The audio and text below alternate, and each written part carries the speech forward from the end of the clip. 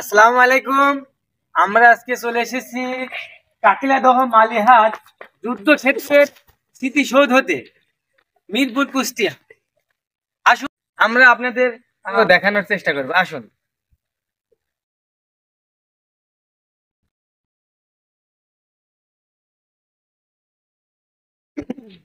এখানে বাচ্চারা বা যে কেউ এখানে বসতে পারে।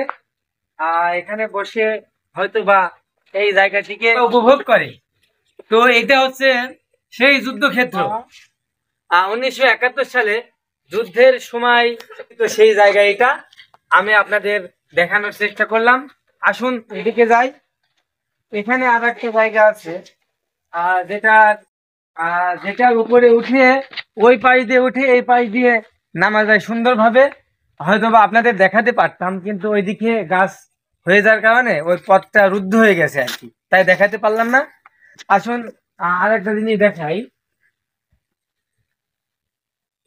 এখানে সুন্দরভাবে এই যুদ্ধক্ষেত্রের একটি স্মৃতিসৌধ তৈরি হয়েছে। ইতিহাস থেকে সবকিছু জানতে হয়, তাই আমরা যারা নতুন প্রজন্ম আছি হয়তো অনেকেই জানি না।